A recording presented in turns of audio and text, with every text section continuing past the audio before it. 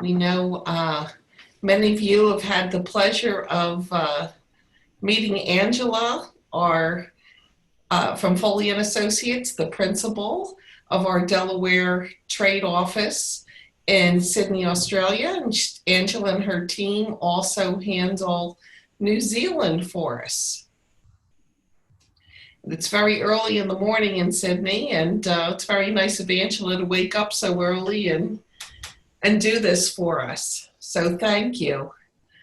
And also on the call, we have Jewel Lindsay. Jewel is our SBA STEP program manager from Washington, D.C. Everyone has enjoyed the benefits of some of the SBA STEP funding. And now you see Jewel. Jewel is the woman that is responsible for all this. So thank you, Jewel, for joining. And everyone knows Emma, our marketing director, and she's calling in too. She's going to be managing the call. And this is the first of our webinar series where we will be rotating with one call per week around the world with each one of our Delaware offices. It's important now for you all to know what's going on in each of these countries to get the state of play at the moment. Learn of some opportunities for your products or services now, given the pandemic. And it's really a good time to be proactive and plan to see which markets are going to be best for you to relaunch your products when the borders do open. So thank you so very much for joining. We're going to go through the segments, and then we would like to keep it very interactive. And when Angela's finished her portion, we'll open it up to Q&A. We encourage you to type your questions in using the chat function at the bottom of your screen, and then I'll read the question, and Angela will be able to answer your question. And we'll follow the same format for Jewel when she's finished with her segment. So we encourage you all to participate. We want to make this as interactive as possible. And with that, I will turn it over to Anglea Foley. Angela has done a fantastic job for Delaware and our small businesses. We've had 2 business trips to Australia and New Zealand that were very, very successful. And we're very pleased to have her as part of our Export Delaware family. Angela. Thank you very much, Beth. I hope everybody can hear me clearly. Good afternoon in Delaware and good morning from Australia. It's just gone 6 a.m. here. We're in fall season, so sun is beginning to rise and it's looking like another beautiful day here. So thank you for the opportunity to be able to present. First, I might just give you a quick overview about what I'm going to talk about. I've split it into a few sections. Hopefully it makes sense. Happy to share these slides post the webinar today also. I'm going to talk a little bit about the current environment in Australia and New Zealand, the state of play and the economic outlook, etc. I'm then going to move on to next steps for your business, and that's really about talking about planning your next move and reshaping your international business strategy for 2020 and beyond. I'm then going to talk a little bit about the key sectors. So we've got clarity about what's happening, as clear as we can be at this time. Thinking about some of the big industries here in Australia, the industrial sectors, what's happening there, they may present some opportunities for you. And then I'll just simply wrap up with some recommendations as well. But before doing that, I just wanted to make a couple of comments about what's happening here with COVID-19 in Australia to put it in perspective. We are on lockdown, as it were. I shut my office in Sydney, physical office on the 16th of March, so we've all been working in our respective homes since then. But talking about the actual virus itself, we've got a population of about 25 million people here in Australia.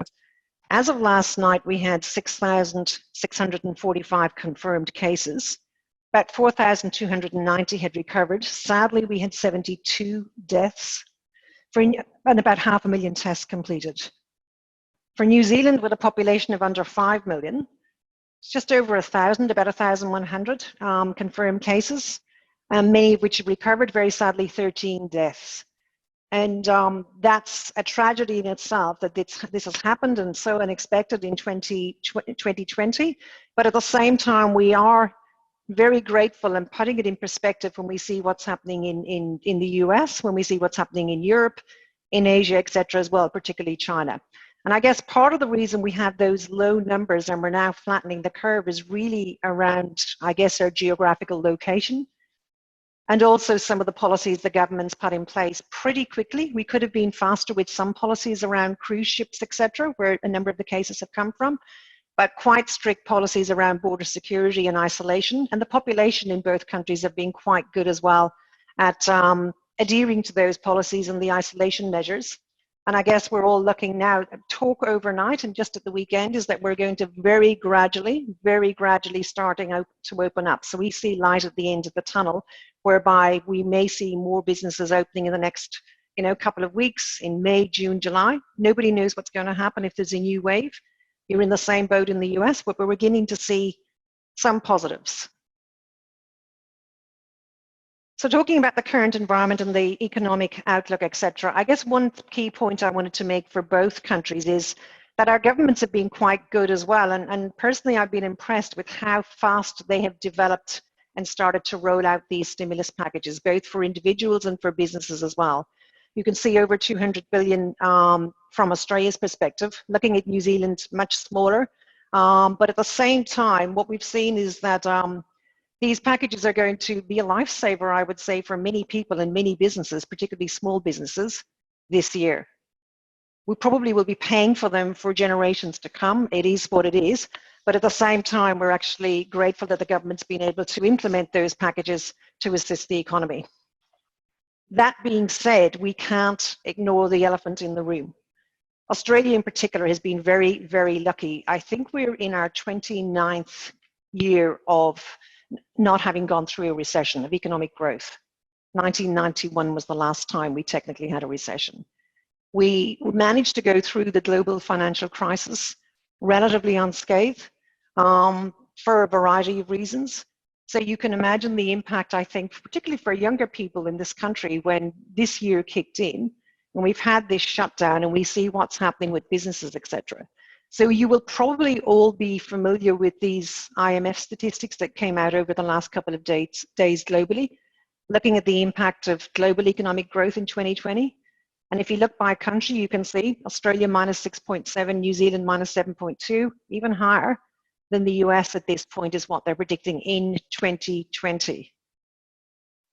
But we have to look forward, and I guess that's my message today when I start talking about international business strategies, that for both countries, IMF is predicting this V-shaped rebound. So we may drop and come off the cliff as it were this year. We're already, coming towards the end of April in 2020, and what a year it's been so far. But our hopes for 2021, 6.1%, back up the curve pretty quickly, and the same for New Zealand, 5.9%. So I guess the key there is we're hoping to get back to where we started effectively. And how that's going to happen, well, the proof will be in the pudding with what happens over the next couple of months, I guess. But talking about particularly Australia being the larger market, but New Zealand as well, one of the reasons we've had reasonable growth for an advanced economy over the years is we've had those, the baseline stability in place with regard to the economy, with regard to low risk and the structures around our banking, regulatory environment, etc. as well. So that's actually been quite positive. So moving forward and why we're here today, as it were, planning your next stage, thinking about your international business strategy. I would imagine that many of you are export managers, international sales managers, company owners that are sitting on the call. And part of what is driving my conversation today is really around the conversations that we have here every day with our international clients. So companies like yourselves with companies here in Australia and New Zealand, whether they're importers, end users, etc. Recently, I was talking to a gentleman from a company I know very well. They manufacture defense equipment, transportation equipment. He's the export manager, and he has spent many years traveling the globe, doing trade shows in the Middle East, in North America, in Europe, etc., in Asia, traveling, meeting with customers, particularly in the defense sector. And I asked him, how is it going and what's happening? And literally, I think this picture best sums it up. He said, I'm under pressure. I'm used to being on the road. I'm used to that face-to-face engagement with my customers. I can't do that at this point, so I'm depending on technology like what we're using today. But also, I realize what's coming. And when I said what's coming, I thought he was going to talk about concern about the company closing down or what's happening. And he said, I know we're getting to the point where my CEO and the board are going to call me in and say, what's the plan? What's the strategy? When restrictions are lifted and we're moving forward, what is going to be the best strategy for our company when it comes to international? Where are we going? Where are we going to get the return on the investment? So that made me think about, okay, we had a discussion about that, and I started to think about, well, what do you need to do to get that plan in place now? And the key ultimately for all of us, me included, I've been running my business for 18 years, and I have the same concerns you have. My business is predominantly export focused. 90-something% of my customers are in export markets. So the key for me and the key for you, I think, and all of us is strong market knowledge and responsible planning. That's what's going to allow us to navigate the situation moving forward.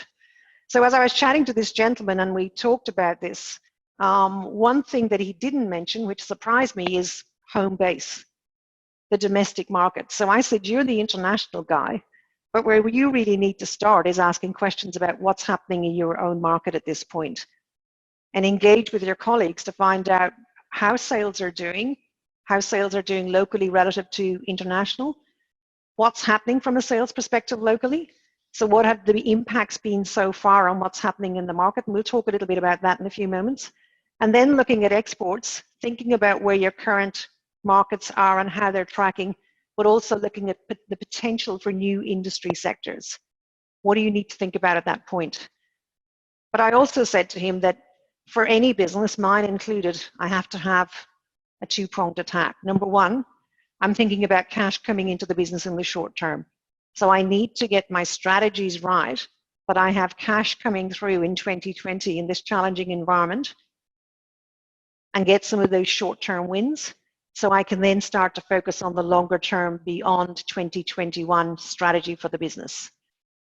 So from my own perspective, or from his perspective, we talked about the fact that you really need to have a formal strategy in place, not just regular, calls with your customer in Dubai, your customer in Johannesburg, your customer in Toronto, etc.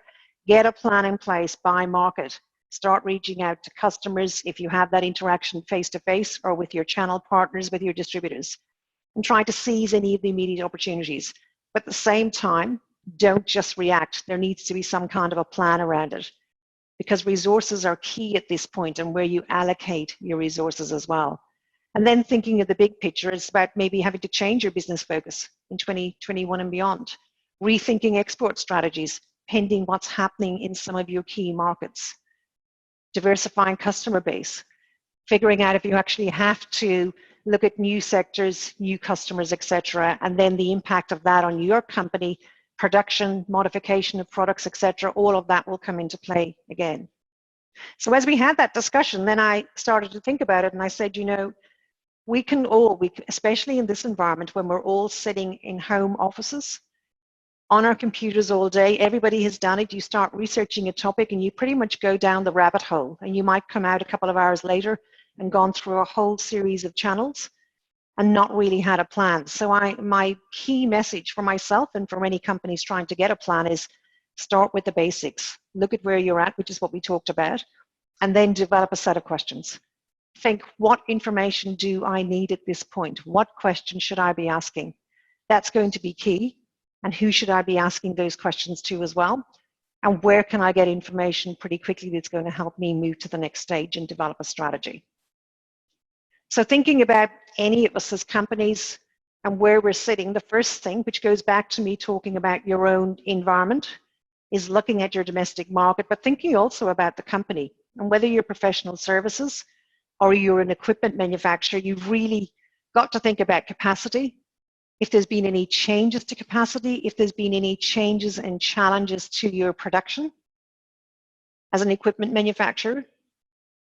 Are you actually lacking in components and inputs coming from China, for example, at this point? If yes, what does that mean for your capacity to supply your local market, but also your international market? You got to think about the budget, which goes back to focusing on the short term and keeping those gains and keeping the cash coming in so you can develop this long-term plan. But I think the key also, and hence I've got to focus myself on Australia and New Zealand, it's the market that we cover. But thinking about the bigger picture for anybody looking at their international strategy, I think if you're a current exporter, what I would be saying is pick those 3, 4, or 5 export markets. Benchmark where you're at, what you need to do to select the markets and prioritize them going forward, and then do the same for the industry sectors that you're servicing. And that's the same whether you're a product provider or you're a service provider. So you may say, okay, currently Germany is very important to me. Canada is extremely important. Mexico is coming up quite important at this point. Australia's in the mix. South Africa's in the mix as well. We all know the basics that you can plug in. I'm a huge believer of spreadsheets and saying, well, you can look at population, particularly if you're a consumer product provider.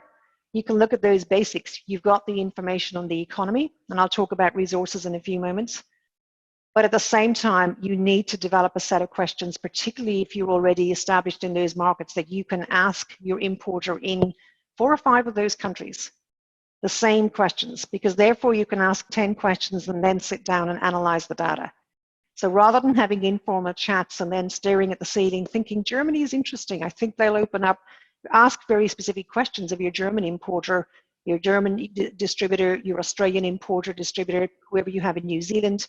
If you have that contact with your end customers, the same scenario internationally, because that's going to allow you to build up this picture of a plan and next stages and where you're going to allocate resources and where you're going to pull the company forward with you as well in 2021 and beyond. 2 other points on this slide, your competitors. You have domestic competitors in the US. You'll be familiar with them, I'd imagine. You really need to know what your competitors are doing, those domestic competitors in your key export markets. So those German companies, those Australian companies that are offering similar products or services, do some research and find out what are they doing in the current environment? How are they tracking? Are they diversifying? We all subscribe to trade publications and magazines, etc. But you also have resources like myself sitting here as a company that's worked with Delaware and with Beth and the team for a few years at this point. We can provide that assistance in country, but Delaware has that support around the world. But likewise with Beth and her team in Delaware, market intelligence that's available, possibly funding through whether it's state or federal programs, and I know Jill will talk a little bit about that later. Find out what type of service you can access to allow you to do this market research, to allow you to plan. And it might be simply as well moving to the next stage and thinking about your online campaigns, thinking about your website, your digital outreach. How can you change those going forward as well? As if ever there was a time to think about that and plan, it's now. If ever there is a time to start looking at where you can tap into funding sources to help you, it's now. But also the next stage, we don't know when we will all be traveling internationally again. I'm beginning to think the last quarter of 2020, I hope so. But now may be the time to actually formally start doing some independent virtual trade missions, as it were. So talking to companies, doing concentrated outreach over a period of a week or 2 weeks, setting up those calls, doing demos, talking about what's happening with your customers, etc. as well. So thinking from where I'm sitting in Australia at the moment and all of this data that you need to pick up and the sources that you can tap into to assist you, I just wanted to move along and make a couple of comments about what's happening in Australia at the moment in particular. This is relevant to New Zealand as well, but I'm focusing on Australia just being the bigger market at this point. We've been severely impacted, and one of the reasons is this exposure that we have to a single source country, as it were. That's a generalization, but to a degree it's true. Because of the lockdowns and the quarantines in China, that's severely disrupted our inbound supply chains. We've seen shortages of critical items. The sectors mentioned here may not be directly relevant to your business, but it gives you it's a sobering statistic for Australia. If you see the arrows on the left-hand side, electrical machinery and equipment, iron or steel articles, furniture, bedding and lighting. All over 50% of more of those come from China alone. I just read in the weekend the newspaper that we're going to be challenged if I decide to buy some new furniture this year, or homewares, or bedding, or lighting, etc. We already have this backlog that's not on the water at this point. So normally, if I order something here, we don't tend to have a just-in-time approach in Australia. It's not like we have warehouses full of product that moves into the retail sector and out to the consumer. So we now have this blockage that's happened. So we don't have that product on the way. It's just beginning to open up again. So what does that mean, I guess, for Australian companies rethinking their strategy around sourcing, rethinking as a country what we do from a manufacturing perspective? I guess a comment on manufacturing is 25 million people, very urbanized along the East Coast. We don't at this point have the economies of scale to really push the reset button on large manufacturing operations. There's a reason a number of those operations failed over the years, because we were trying to export. We didn't have the base in country. And because of the tyranny of distance and logistics and everything else, it was too challenging. And I'll talk a little bit more about that in a moment. So I guess the point is, looking at something like medical devices, for example, and I know we have some medical companies on the line today. We import about 80% of the medical equipment used in this country. And I heard a statistic the other day that I think over 40% of that comes from the US. 90% plus when it looks at medicines. Looking at construction and building, a wake-up call as well, because one of the areas I've seen quite a bit of media, particularly in February, March this year, when lockdown happened in China, was our companies here saying we can't get the equipment in. Who knew that, over 56% of the glass used in buildings in this country comes from China? It's a higher statistic for tiles, for ceramic tiles coming from China. Over 40% of the nuts, the screws, the bolts that we use for commercial projects, but also that I might buy at Bunnings, which is the equivalent of Home Depot, coming from China. When China stops, we're impacted here. So what does that mean? It means that we've received the wake-up call, as it were. We're not going to move into large-scale manufacturing in the short term, but there is an opportunity for Delaware exporters, because our companies here are thinking this can't happen again. We need to look at geographical diversification of supply chains. We also need to onshore critical functions, and I'll talk a little bit more about that in a few moments. But it is the wake-up call that allows us to think, we originally really focused on China because of price. It's not the total driver for sourcing, but it was a key one. But as everybody knows, those prices have started increasing in recent years as well. So it's not as attractive across the board as it once was. And when it stops, we realize we can't afford to just depend. So we need to have alternative suppliers in other markets. Hence, it's a good time for you to be having conversations with importers and distributors here. We have a free trade agreement with the US. It's quite attractive when it comes to the benefit, on not paying tariffs, etc. So now is the time to have those conversations. If I look at the big picture for the country and think about, this slide it's something that's going to relate to everybody sitting on the call, I think. You've seen a move when it comes to e-commerce and online purchasing, because our shops and our stores have closed down to a degree. We've seen a move to companies investing in those platforms because they've realized they've had to move online in this environment. I heard the other day with regard to fintech in general that if ever there was a time that American banks are going to move to the next stage when it comes to online transactions, it's now. Sitting here in Australia, we'll talk about our key sectors in a few moments, but tourism and education are two of our key export markets. Our academic year starts in January, late January, early February. Our universities are heavily dependent on students coming in from overseas, predominantly from Asia, predominantly from China. With the lockdown in China, those students didn't turn up in January. And many of our universities are dependent on those. We've got this structure in place that's not good for the long term. So they've had to stop some of those capital projects around building a new building or a new lab and investing there in 2020. But at the same time, they've really had to step up to the plate in investing in education platforms, because they're trying to keep those students on board this semester by conducting online courses. Data analytics, we can see the investment is there and across the board. I know we've got somebody on the analytics side on the line today. But and I'll talk about healthcare and biosciences later on, but one key area for Australia is cybersecurity. We, from a geographic perspective in Australia and New Zealand, we've tended to think we're sitting over here at the other side of the world, and she'll be right, we're good. Nobody's really going to bother us over here. There's bigger things to worry about in the world. We've been criticized by US agencies, by US defense, US government in recent years, where they've basically said to Australia, you need to get your house in order and understand we're living in the cloud. You're not protected. It's not physical security threats. We have the geopolitics of the region and what's happening there on the defense side. That's one aspect of cybersecurity. So we've had a number of commissions, royal commissions and whatnot here in Australia in recent years, looking at how our banks are performing and how they protect our data, for example, our insurance companies, our government agencies. And there's been a move into investing more in cyber, in regulatory technologies, etc. as well. But then in March, it all changed again because we all moved out of our office towers in the cities, in Sydney, in Auckland, in Brisbane, etc. And we all took our technology home and we're all plugging back into the environment. We're using Zoom, we're using other technologies, and we're really not sure how protected we are. So if we're ever thinking about an opportunity, cyber is one where now again, we're very motivated in this country to start thinking about the next level in investments in those technologies, right through government agencies, large corporates, down to the SMEs like myself as well.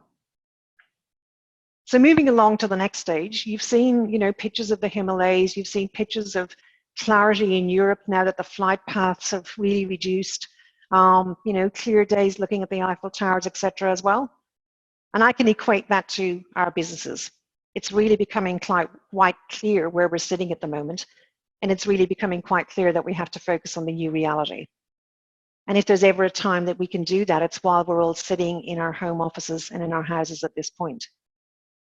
I'm going to just make a comment about a couple of sectors. It's very hard in an environment like this when you have companies from medical, from IT, from mining, etc., from biosciences sitting on the line. I'm more than happy to talk to any individual company offline if you really want to have a chat about your sector. But just looking at a couple of the key sectors here and thinking about where we're at and what's happening. I mentioned that tourism and education services are key for Australia. Two other key areas are commodities, so minerals, our exports of gold, of coal, etc., but also our agriculture. For years, Australia and New Zealand have marketed themselves as being the clean food bowl of Asia. One interesting point that's happened since the China lockdown in particular, we export produce to that market, but we've seen a noted increase in demand of our food products from China because they're outward looking, saying we need clean food supply and securing food supply. What does that mean for you? Well, we have these vast tracts of land across the country. We've got the wheat fields, etc. as well. But we're importing a heck of a lot of inputs into that industry, whether it's fertilizers and chemicals, imports are going right up. But looking at the equipment you see on the screen, a lot of that equipment we're bringing in from overseas, whether it's tractors, harvesters, etc. as well. We're seeing that going to increase as this industry ramps up in both markets. And that moves right down to the food processing facilities as well. So whether it's Fonterra in New Zealand with their dairy cooperatives and the increase in demand for whether it's infant formula, etc., from those plants, and the same in Australia, right across the board into fruit processing, etc. One other factor that's happened recently is we often have an influx of labor supply, whether it's backpackers coming from around the world. There's a particular visa they use where they go fruit picking in the regions for 6 months that allows them to stay here for another year, etc. But we also have quite a lot of labor coming in from the islands. Many of those people have gone home at this point to isolate closer to home. And our government was quite keen for that to happen so we could just really close the borders and protect. But what does that mean for this industry? It means that we have for many years, because of the cost of labor, been thinking about and looking at robotics and automation technologies, but now with this labor shortage, and we're not quite sure what's going to happen with international travel and movement in the next 12 to 18 months, there is a motivation to start investing in robotics and technologies, whether it's drone, whether it's cobots, etc. as well, moving forward as well. So anything in that space, I would be strongly recommending companies consider. We've had companies from your region come to Australia looking at robotics around ag, particularly with greenhouses, and we could almost not keep up with the demand where the interest was here in our local providers and meeting with them. So it's a very interesting area that we really like to focus on. We talked earlier about health and well-being. Australia is an extremely high density urban environment on the East Coast. We have 25 million people, but over 80% of us live between Melbourne, Canberra, Sydney, and up the coast to Brisbane on the East Coast. We're all hugging the coast. But something like our health departments and our insurance companies, for example, our health insurance, we have a population right across the country, and it's a very wide territory.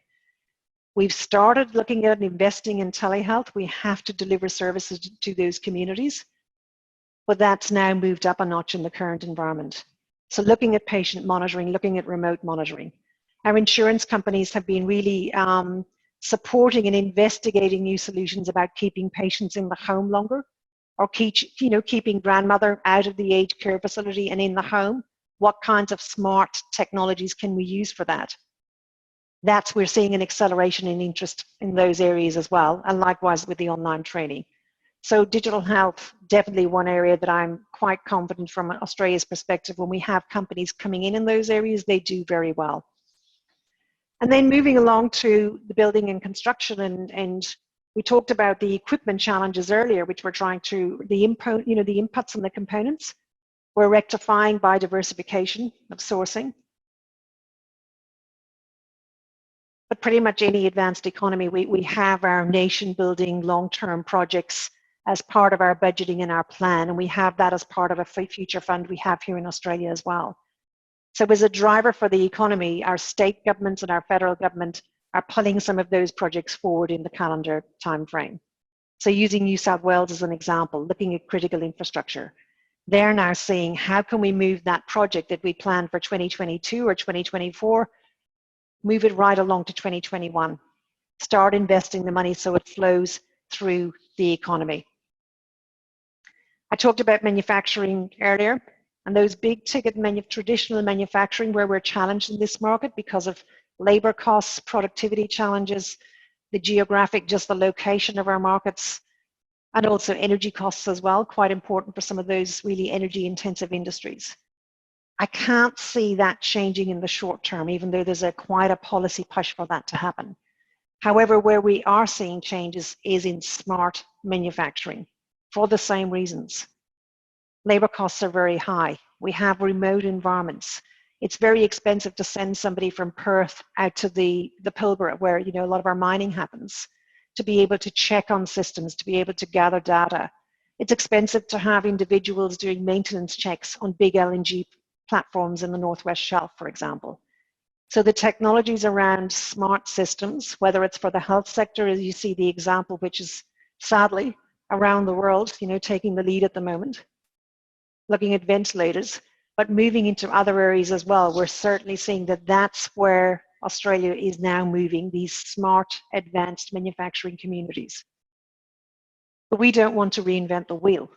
We already know there's expertise out there in many of these areas, whether it's around using, drone technology for mine sites, or in the health environment internationally, delivering products in the Northern Territory, for example, or whether it's around robotics in our food manufacturing firms, so we can capitalize on this demand for our food as the food bowl of Asia, as it were, in medical and engineering. That's where I see smart tech coming out of Delaware, collaboration with firms here in Australia presenting opportunities as well. A lot of information. I hope you found it of use. As I mentioned earlier, more than happy to interact individually with companies, have a Skype call, early morning, late evening. It works for us in this region here from a time perspective. But I just want to wrap up and I guess re-emphasize a couple of key comments. For me in my business, and I think for all of us, strong market knowledge and responsible planning is the key to navigating ourselves out of the current environment. I think we have to focus on the short term because we have to ensure the stability of our businesses, but we also need to develop those long-term strategies. And for you today, I guess it's predominantly around looking at international markets. But the real key for me is the third one, knowing what questions to ask. Don't allow yourself just to pull in so much market intelligence and not know what to do with it. So before you even start gathering the intelligence, you need to get a strategy in place about countries, about regions, and think, what do I need to know? How do I compare that data? And how am I going to then pull out the statistics that I need and pull out the information that I need to develop that plan going forward? And finally, as a nice segue into our next speaker, what type of resources can you access? You have those resources within your own business, but likewise through state programs, through federal programs. I strongly encourage you to use them. And hopefully we're all having this conversation again in 2021. And hopefully I'm meeting you here in Australia and New Zealand in 2021 as well as we all start traveling. Thank you so much, everybody. Thank you, Angela. Does anyone have any questions for Angela at this time? If you want to type them in on the chat function, or if you want to just go ahead and ask, now would be the best time to do so. I know, Andy, you're on the call with a medical device. Do you have anything that you would like to know at this point as far as LiteCure is concerned with the Australian market? No? Can I? Okay. Oh, here we have a call from Stephen Miles as well. Oh, Emma, it looks like that the audio function isn't working. Is there any way you can control that? Hi, I can allow Mary to speak. 1 second. Thank you. And Stephen also has a call. All right, Mary, you're going live. Mary, go ahead. You had a question about telehealth? Let me unmute myself. There we go. Angela, what a pleasure to be able to hear all the wonderful things that are going on in Australia. And can you hear me, Beth? Yes, I can. Angela, can you hear me? I can. Lovely to connect with you again, Mary. How are you? I am doing fantastic. I have to tell you a fabulous story, and that is probably about 2 years ago when I went to Australia. I had a fully developed telehealth, and everyone was saying to me, what do we need telehealth for? You know, so now what's interesting is I actually have a call at 6 o'clock tonight because the Australian government is interested in our telehealth system. So I'm wondering if it's possible that I can get a copy of your PowerPoint presentation. Is that possible to get that Sure. emailed? Sure, And then sure. also, can you speak any further in regard to, I had gone to the website and there's a lot of interest, not just in the telehealth, but in the women-owned entrepreneurs within, you know, bidding on contracts and governments. And so can you talk a little bit more about that also? Look, I can talk very briefly on it, not in a lot of detail, but one thing I've noted over the years, I've been traveling to the US for 18 years and doing roadshows and meeting companies, and I can see how US programs often very strongly support veterans or women-owned businesses. And I've always thought, gee, we don't have that here in Australia. Why is that? So we've tended to have that traditional, more male-aligned culture. That I can tell you that's changed quite a bit in recent years.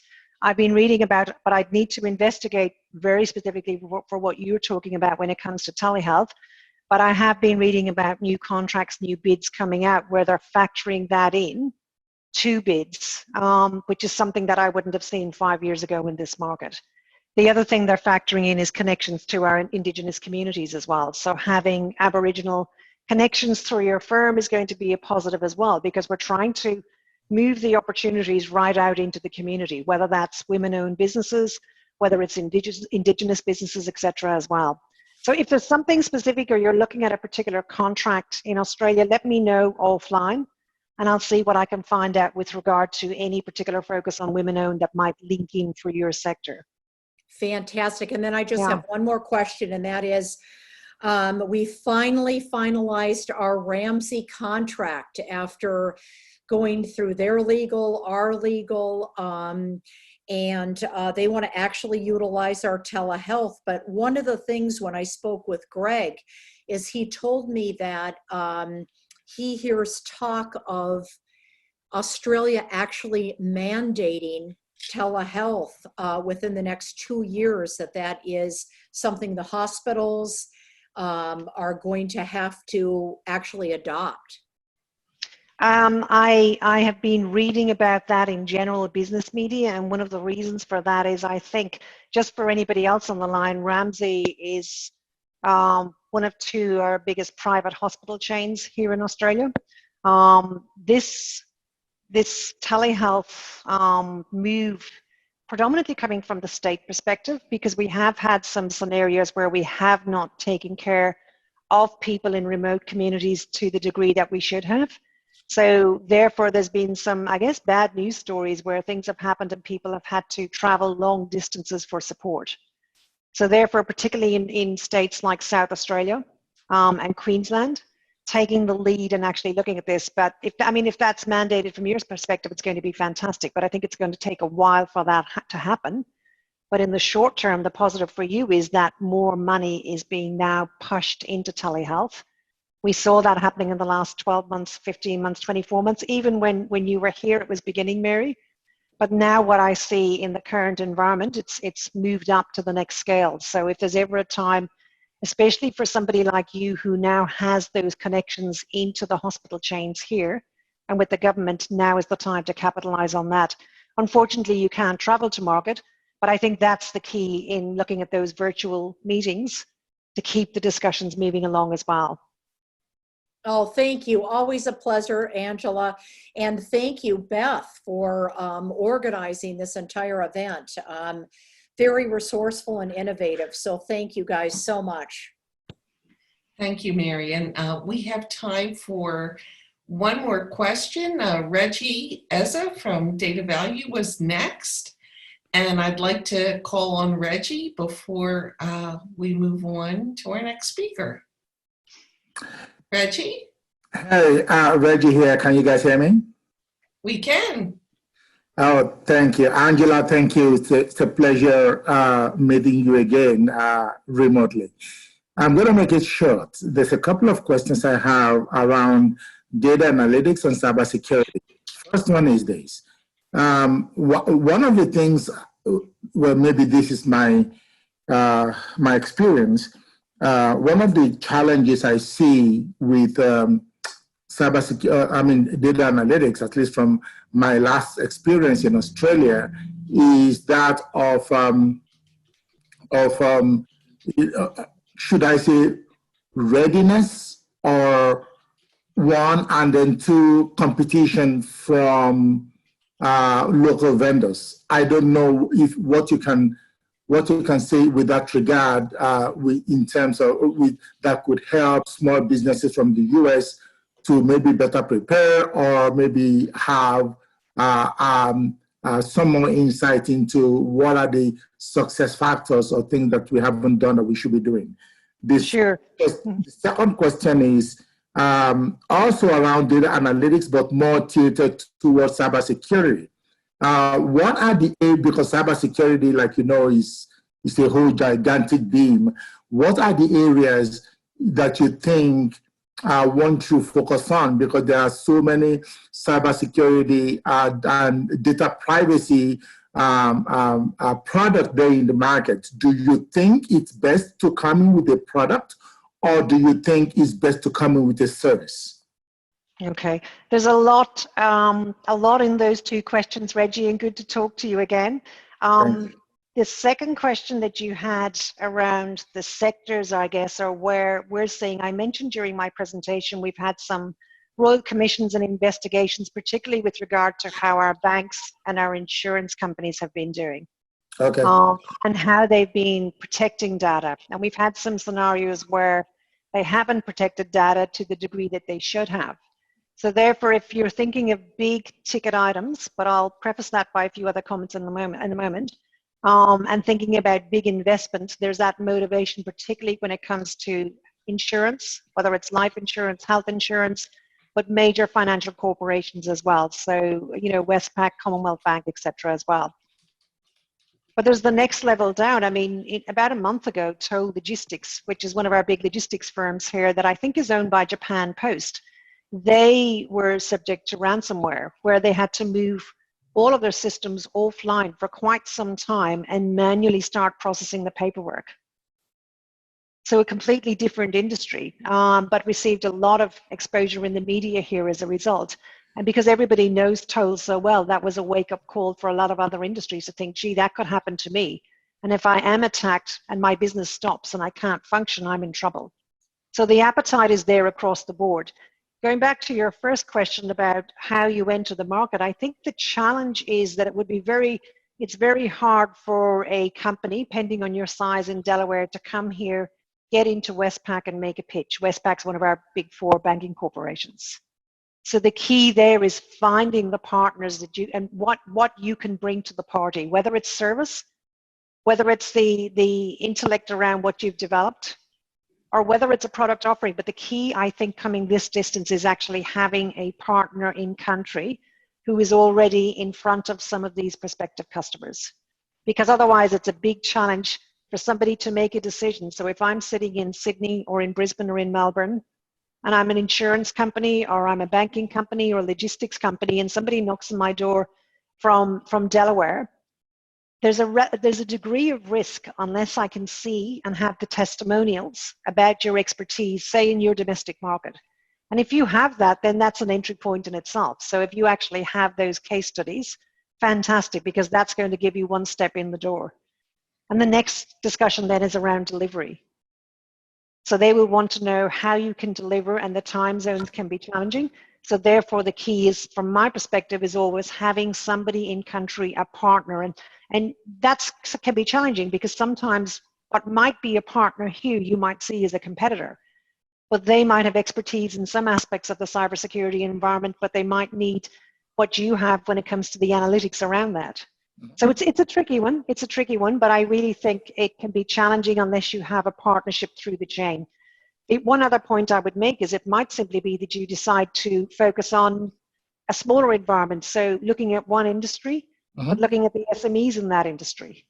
Okay. And then simply it's a case of getting your first reference site or your second reference site in country, having those customers. So if I'm a potential customer, I can call company X in Perth and say, hey, I've heard you've dealt with this company out of Delaware. How's that working out? And that's going to be your sale to the next level effectively. So there's many ways, I guess, but it's a challenging one, but it's often around the partnerships, I find. Thank you so very much. Appreciate it. My pleasure. Thank you. Thank you so very much, Reggie, for asking that question, and Angela for your fabulous presentation. I know we are going to have additional questions, and if you all want to reach out to me after the session, we will go ahead and send them on to Angela. To reinforce what Angela has said, Jewel has been very gracious to approve virtual trade missions and virtual business matchmaking for us in Delaware. So if any of you are interested in working with us and Angela, for Angela and her team to arrange some Zoom meetings as either a follow-up to your visits with us or in moving forward to identifying new partners, please let us know. We'll also be launching a new partnership within the next few days for website localization and optimization internationally. And Jewel has graciously approved a higher ceiling through the SBA during the pandemic, and we will be able to use her program to reimburse Delaware businesses up to $6,000 for that. And that also goes for translating your website into another language or for search engine optimization in that particular country. And we will be launching that, like I said, in the next few days. So look for a message from us on that with those new opportunities. And Jewel, I'll let you go ahead and outline what is eligible under your program with market research and how we can work with Angela and her staff there. Good day, everyone. First of all, thank you, Beth, for the invitation. I truly appreciate being a part of this virtual global connection with Australia. Angela gave a very phenomenal presentation on how you can enter the Australia market and the implications there. I am pleased on behalf of SBA to provide you with a brief overview today about some of the programs that we have available to assist you at this time.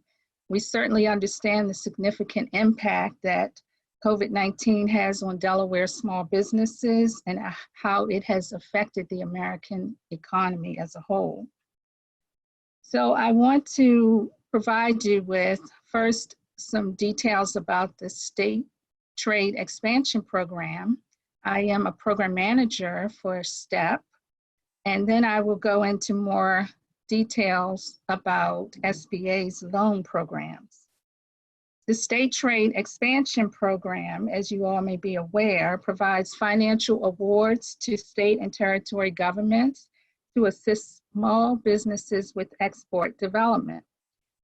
And I am very pleased that Delaware is one of our grant recipients and has been very active and is utilizing grant funds in order to be able to provide your small businesses in Delaware with opportunities to export to various markets. And I've been impressed over the years working with Beth, how she has taken several trade missions and has supported many of the small businesses in Delaware, and her hard work and commitment to doing so. So I just want to mention some of the flexibilities and additional opportunities that have been made available to SBA through the CARES Act in particular.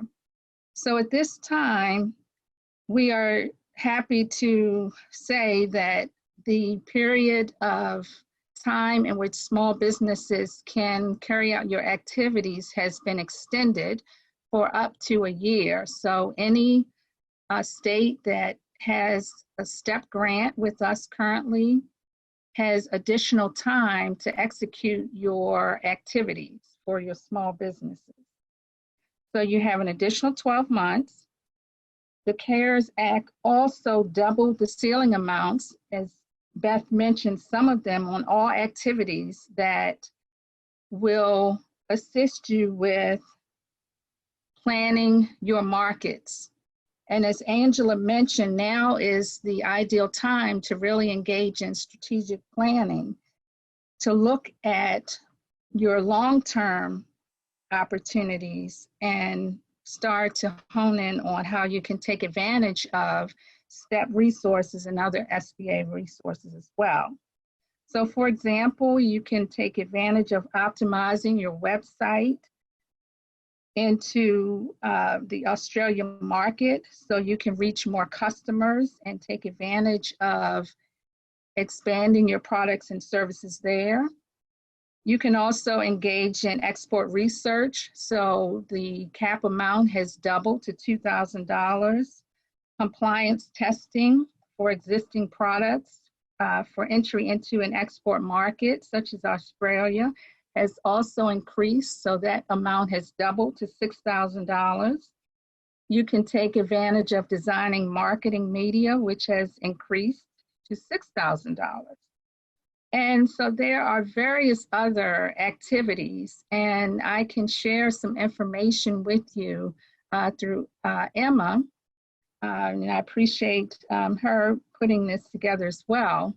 So we can share that with you so that you can become familiar with how you can take advantage of the many activities under the STEP program. I'm also pleased to announce that the State Trade Expansion Program has an announcement that is currently open that allows any eligible state or territory to compete for additional resources. These are congressional appropriated funds. And this year we got 1 million more than the last 2 years. We have 19 million. This is the 9th year of our program. So the announcement is open on grants.gov until July 6th. And we did extend the period of time in which states could submit applications as a result of everything going on with COVID-19. So I'm really pleased that we have many opportunities available, not just through the STEP program, but also SBA as a whole. SBA is really saving millions of jobs and helping America's small businesses make it through this challenging time. So let me highlight just a few of the SBA resources. There are several loan programs, many of which you have probably heard about already. The Paycheck Protection Program is a loan that guarantees 100%, which is issued by lenders, and it's up to $10 million to cover payroll, mortgage, rent, and utilities. And SBA will forgive loans if the borrower shows that the funds were used for these costs. And then there are no payments that have to be made for 6 months. Another loan program is the Economic Injury and Disaster Resource Loans and Emergency Advance, which is essentially capital loans that are issued by SBA directly for businesses, and up to $2 million is available. And small businesses can apply in advance for advance funds, depending on the number of employees. Now, we do understand that right now there is a lapse in appropriations for these two particular loan programs. However, SBA is urging Congress to appropriate additional funds, and we are hopeful that that will happen. Another loan program is the SBA Express Bridge Loan, which is up to $25K for businesses that already have a relationship with SBA. So if you already have a loan, then this is a great program for you to take advantage of. If you have a 7A and export loan, you can also take advantage of expanded opportunities under that loan program. There's also debt relief that was provided as a part of the CARES Act, which provided $7 billion for 7A loan payment subsidiaries. And so if a business is considering one of SBA's export loans, the next 6 loan payments, again, are covered by SBA. So this is an ideal opportunity to take advantage of. So the CARES Act has really provided SBA with a lot of resources. And the SBDC program that many of you may be familiar with, one of Beth's partners, and the Women Business Center as well, they have been appropriated $265 million for SBDCs and William Business Centers to help small businesses with counseling and other training. So we encourage you to take advantage of those opportunities as well. So if you have any additional questions, feel free to ask me at this time.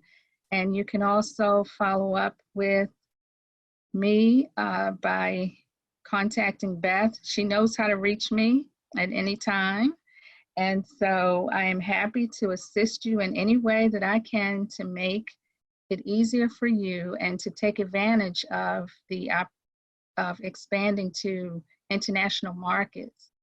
Again, on behalf of SBA, we are here to support you. We have capital counseling and contracting services that are available, and I am happy to represent STEP. And if you have any questions at this time, please feel free to address them.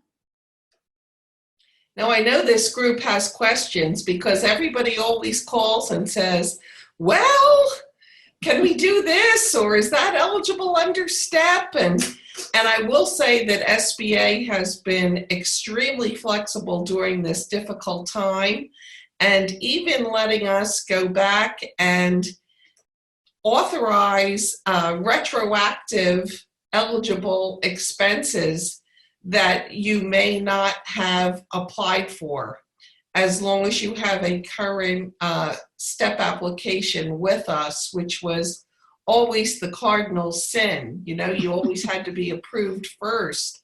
And Jewel and her team have really been excellent in allowing that to happen.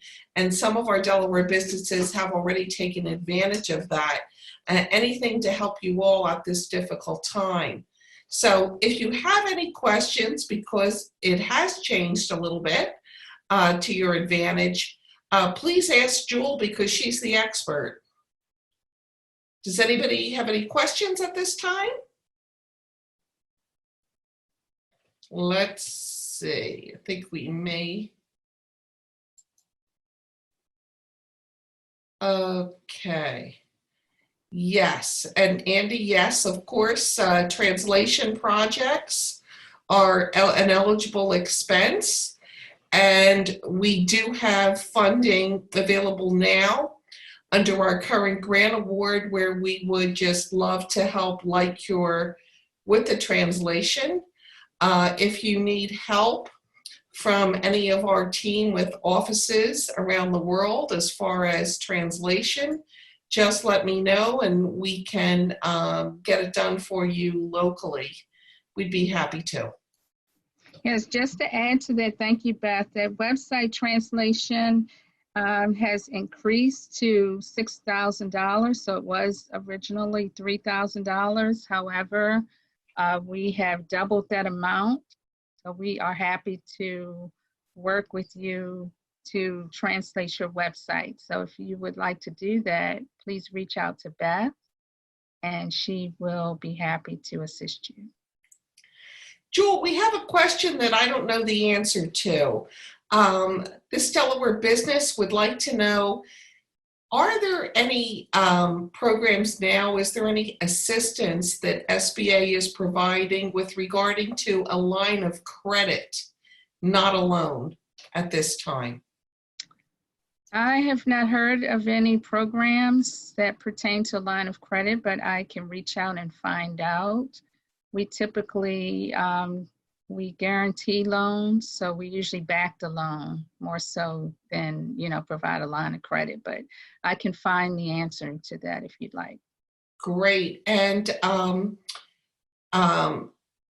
you can always reach out to me with your email contact or with Jewel, and I can put you in touch with her directly. My email is beth.pomper@delaware.gov. And Jewel, would you be so kind as to give your email to the participants? Sure. Jewel, Jewel, .Lindsey, LINZEY, @sba.gov. Thank you. You're welcome. Thank you. Also, if any of you are interested in working on a program with Angela and Emma and I, we would be delighted to learn about that after the call or this week, and then we can put forth a customized program for you with Angela and her team based on their workload and their availability. And I would definitely, just to piggyback on that, Beth, just to strongly encourage the small businesses who are part of this webinar today to take advantage of the STEP funds that are available. They are really underutilized. This is a best kept secret in terms of our program, but it has a lot of potential to help small businesses to expand to international markets. So I know it's difficult right now to think, long term, but if you start putting the pieces together now, I believe that it would have big reward and payoff for your business in the long run, so that when everything is back to normal, you will be able to go to Australia and take advantage of the wonderful opportunities they have there and to help your business grow. So SBA is really all about helping small businesses become big businesses and grow. So please take advantage of the resources that we have available for you. Thank you. Thank you, Jewel. And thank you so very much for joining us. And Angela, thank you for getting up extremely early at an hour not fit for man or beast to speak to us all today. And we are happy to have you as part of our Export Delaware family.